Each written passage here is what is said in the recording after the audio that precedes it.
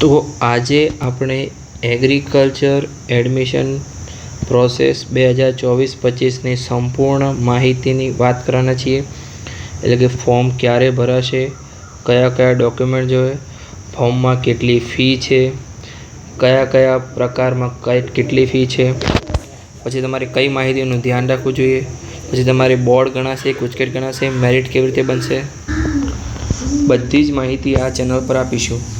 તો admission related માહિતી માટે આ ચેનલને સબસ્ક્રાઈબ કરી લો.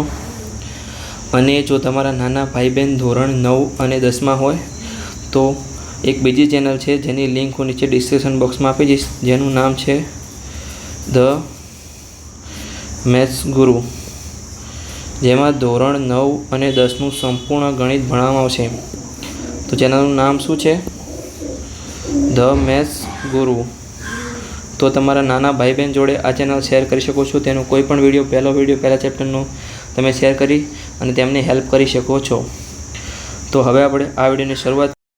આ વિડીયોમાં આપણે એગ્રીકલ્ચર એડમિશન પ્રક્રિયા 2024-25 વિશેની સંપૂર્ણ માહિતી આપીશું.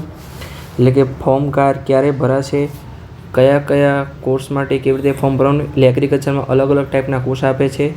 આપણે આ વિડીયોમાં આગળ માહિતી પુસ્તિકા આખી સમજાવીએ છીએ. પછી કયા કયા ડોક્યુમેન્ટ જોઈએ તેની પણ વાત કરીએ છીએ. એટલે આ વિડીયોમાં જોડાયેલા રહેવાનું સુધી આપણે સંપૂર્ણ વાત કરીશું.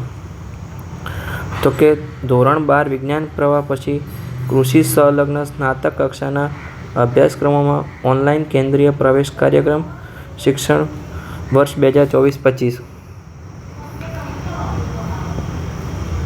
એટલે કે ગુજરાત રાજ્યની નવસારી, આણંદ, જૂનાગઢ, સરદાર કૃષિનગર, દાંતીવાડા કૃષિ યુનિવર્સિટીમાં ધોરણ 12માં વિજ્ઞાન પ્રવાહમાં ઉત્તીર્ણ થયેલ ઉમેદવારોએ સંલગ્ન સ્નાતક કક્ષાના વિવિધ અભ્યાસક્રમોમાં પ્રવેશ ધરાવતા ઉમેદવારો માટે વર્ષ 2024-25 દરમિયાન પ્રથમ વર્ષમાં પ્રવેશ મેળવવા માટે ઓનલાઈન અરજીપત્રક ભરવા માટે વેબસાઇટ, જેની વેબસાઇટ છે ug.gsauca.in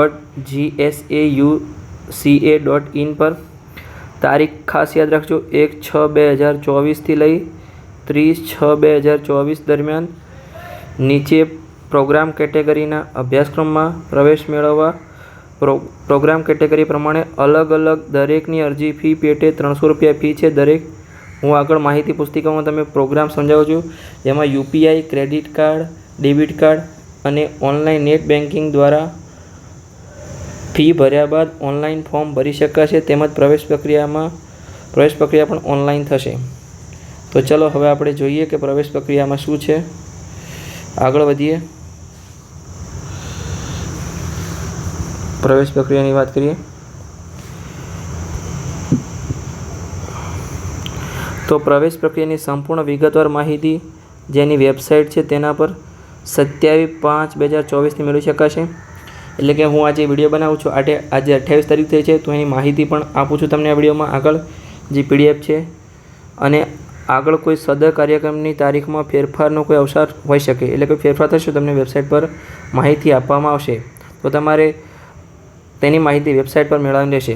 તો આપણે કયા કયા કોર્સ છે, એમાં 3 કેટેગરી છે, કેટેગરી 1, 2 અને 3.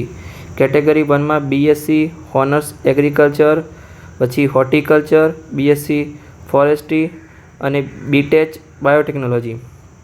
એમાં તમારે PCB એટલે કે ફિઝિક્સ, કેમેસ્ટ્રી, બાયોલોજી અને ફિઝિક્સ, કેમેસ્ટ્રી, મેથ્સ, બાયોલોજી એટલે કે જેની B ગ્રુપ રાખ્યું હોય અને AB ગ્રુપ રાખ્યું હોય તેના માટે અરજી ફી ₹300 છે. તમે પ્રોગ્રામ 1માં ફોર્મ ભરો.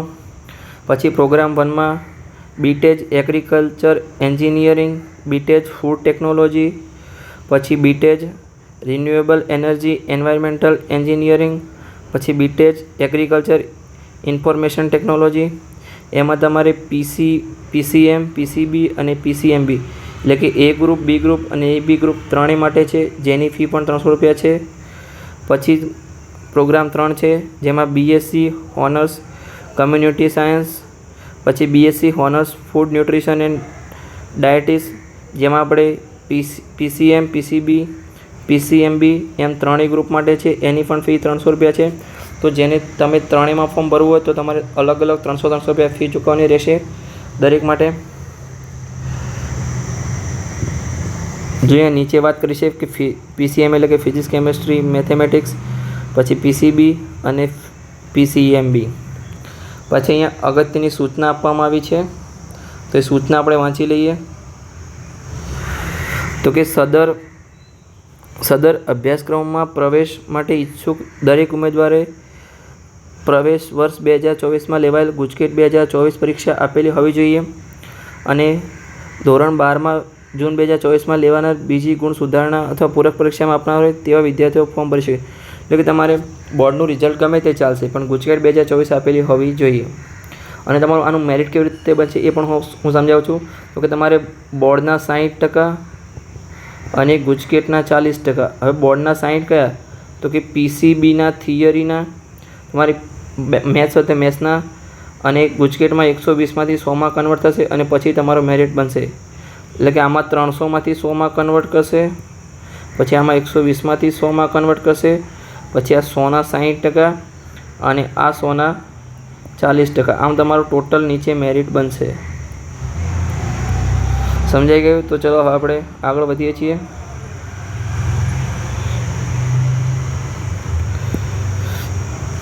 તો કે આપણે બીજા નંબરના મુદ્દાની વાત કરીએ. તો કે ઉમેદવારે ઓનલાઈન ફોર્મ ભરવા માટે જરૂરી ડોક્યુમેન્ટ્સ, ફોટોગ્રાફ, સહી વગેરે તમામ વિગતો વાંચી શકાય તે રીતે સ્કેન કરી PDF ફાઇલમાં તૈયાર કરી પ્રવેશ ફોર્મ ભરવાનું રહેશે. પછી સ્નાતક કક્ષાના અભ્યાસક્રમ માટે માહિતી પુસ્તિકા ઓનલાઈન વેબસાઇટ પર 27/5/2024 પરથી ડાઉનલોડ કરી શકાશે અને માહિતી પુસ્તિકાનો સંપૂર્ણ અભ્યાસ બાદ જ ઓનલાઈન ફોર્મ ભરાશે. એટલે કે હું માહિતી પુસ્તિકા પણ તમને આ વિડીયોમાં જો વાત થાય તો કરીશ અથવા નેક્સ્ટ વિડીયોમાં વાત કરીશ. પછી ઉમેદવારોના ઓનલાઈન ફોર્મ ભર્યા બાદ વેરિફિકેશન ઓનલાઈન જ કરવામાં આવશે. પછી ફોર્મ વેરિફિકેશન થયા બાદ ઉમેદવારે કોલેજ પસંદગી કરવાની ફરજિયાત છે. જો ઉમેદવારે ચોઇસ ફિલિંગ ન કરેલ હોય તો તેઓનું નામ મેરિટ યાદીમાં સમાવેશ થશે નહીં. એટલે તમે ફોર્મ ભરો ત્યારે જ તમારે ચોઇસ ફિલિંગ કરવાની રહેશે. પછી ફોર્મ ભરતી વખતે ધ્યાન લેવાની અગત્યની બાબતો તેમજ અન્ય માહિતી મેળવવા માટે ઉમેદવારે વાલીએ વેબસાઇટ પર સતત જોતા રહેવું. આ ઉપરાંત 4 કૃષિ યુનિવર્સિટીની વેબસાઇટ પર માહિતી મેળવી શકાશે.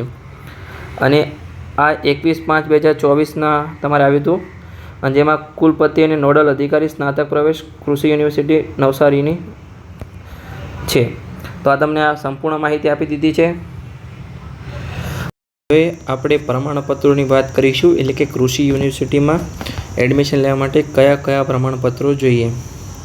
તો કે ગુજરાત રાજ્યની કૃષિ યુનિવર્સિટીની વિવિધ કોલેજોમાં ચાલતા ધોરણ 12 વિજ્ઞાન પ્રવાહ પછીના સ્નાતક કક્ષાના એટલે કે અંડર ગ્રેજ્યુએટ અભ્યાસક્રમોમાં પ્રવેશ માટે નીચે મુજબના પ્રમાણપત્રોની જરૂરિયાત રહેશે, જેની વિદ્યાર્થી તેમજ વાલીઓએ નોંધ લેવી. તો એક પ્રમાણપત્રનું નામ લઉં છું, એને તમને ડિટેલમાં સમજાવું છું કે કેવી રીતે કયું પ્રમાણપત્ર હોવું જોઈએ. તો કે સૌથી પહેલું છે ધોરણ 12 વિજ્ઞાન પ્રવાહની માર્કશીટ, જે તમારે કોઈપણ વર્ષની ચાલે. એટલે કે તમે 2022માં પાસ કર્યું હોય, 2023માં પાસ કર્યું હોય કે આ વર્ષે 2024માં પાસ કર્યું હોય, અથવા તમે જે તમારો એક એક્સ્ટ્રા ટ્રાય આપવામાં આવ્યો છે એમાં પણ પાસ કર્યું હોય તો પણ તમારું તે પણ ચાલશે. પછી ગુજકેટ માર્કશીટ 2024માં જ પાસ કરવું હોવી જોઈએ. એટલે કે ગુજકેટ માત્ર 2024ની જ ચાલશે. આગળના વર્ષની કે 23ની કે 22ની ચાલશે નહીં, માત્ર 24ની જ ચાલશે. પછી ત્રીજા નંબરનું છે શાળા છોડ્યાનું પ્રમાણપત્ર, ટ્રાન્સફર સર્ટિફિકેટ અને જન્મ તારીખનો દાખલો. આ ત્રણમાંથી કોઈ પણ જોશે, કેમ કે એમાં તમારે જન્મનું પ્રમાણપત્ર, એ તમારે જન્મનું જે પ્રૂફ હોય એ આ ત્રણેયમાં આપેલું હોય છે, એટલે એ તમારે જન્મના પ્રૂફ માટે જોતો હોય છે. પછી ધોરણ 12 વિજ્ઞાન પ્રવાહનું ટાયર સર્ટિફિકેટ, જે તમને ધોરણ 12 વિજ્ઞાન પ્રવાહની માર્કશીટ સાથે આપવામાં આવશે સ્કૂલમાંથી.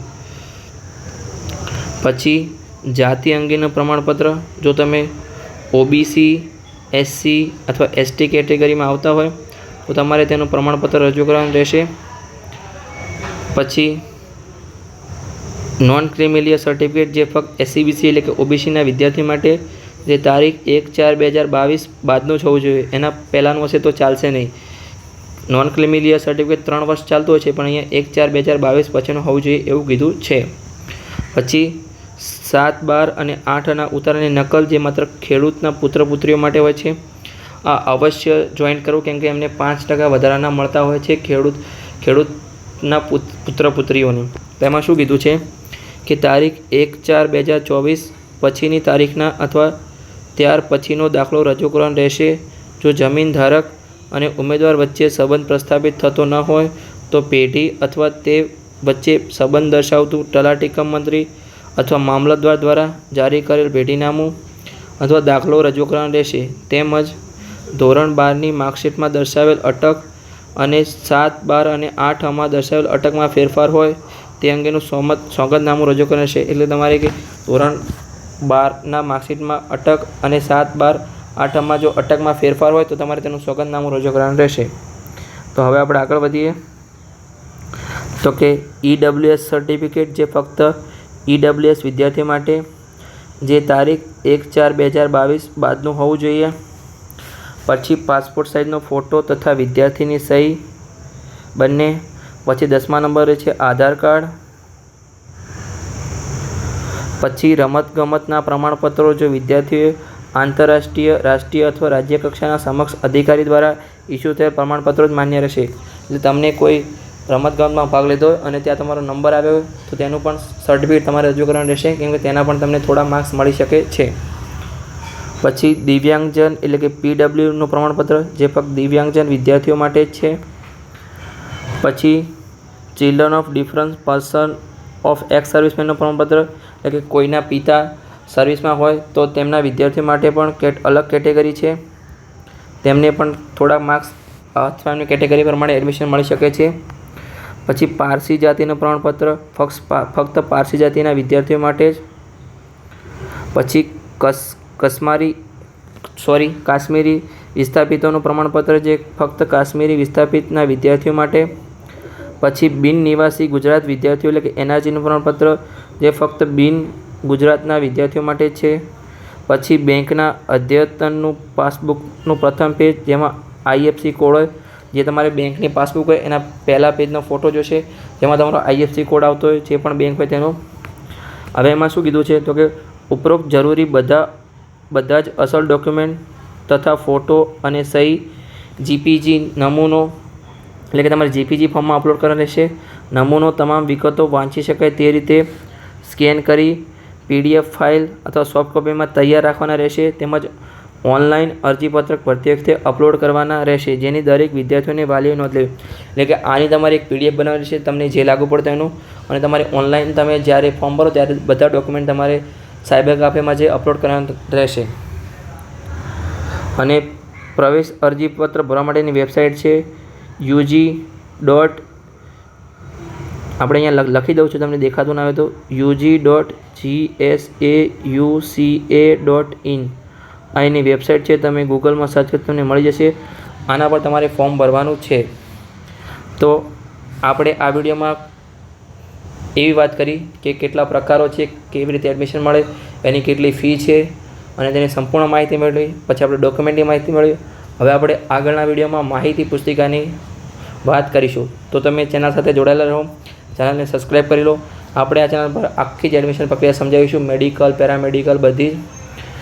અને જેને ધોરણ 9 અને 10નું સંપૂર્ણ ગણિત સમજવું હોય એના માટે આપણી એક ચેનલ છે, જેનું નામ છે ધ મેથ્સ ગુરુ, જેની લિંક હું ડિસ્ક્રિપ્શન બોક્સમાં આપી દઉં છું. તમારા નાના ભાઈ બહેન હોય તો તેને વિડીયો શેર કરી શકો છો. તે ચેનલ પર જઈ ત્યાં ધોરણ 9 અને 10નું સંપૂર્ણ ગણિત ભણાવવામાં આવશે. તો ચલો હવે મળીએ નવા વિડીયોમાં કોઈ નવા ટૉપિક સાથે. ત્યાં સુધી આવજો.